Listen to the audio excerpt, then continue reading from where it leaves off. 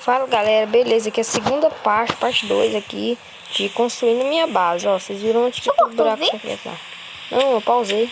Pausei não. Eu parei de gravar. Ai, ai, ai. Ok. Pô. Desliga, meu primo tá assistindo anúncio. Aqui vai ser uma mineração. Que merda. Que minha picareta quebra os existe aqui na velocidade da luz.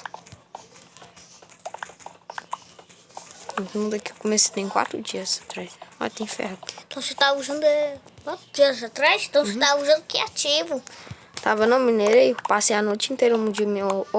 De junto eu passei a noite inteira minerando. Eu percebi. Um dia ficou meia-noite. Mano, eu fiquei. 3 horas Você sabe da manhã?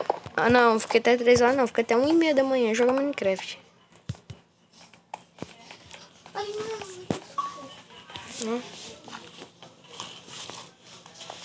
Só falta me dizer que a importação agora não vai dar certo. O quê?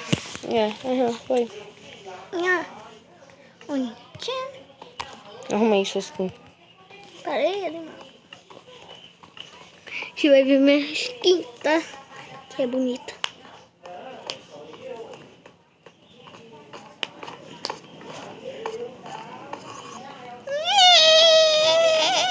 Agora pode entrar no meu mundo. Mas eu vou pôr meu nome. Opções. Perfil.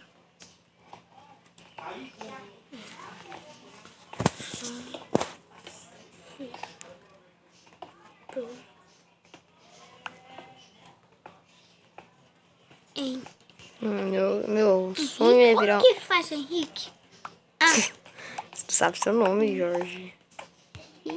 Meu sonho é virar um youtuber igual o Jazz Ghost. Muito famoso. Porque ele fez 2 picaretas de pedra. Aí você vai ser mesmo. Menina, eu sou burro. Porque você é um animalesco. Tem um vídeo lá que eu não sei qual que é o vídeo, eu acho. Eu apaguei o vídeo. Não sei se eu apaguei, não sei. Não sei se eu mandei no YouTube. Mandou. Porque eu tinha feito 3 picaretas de diamante. Não, mandou não.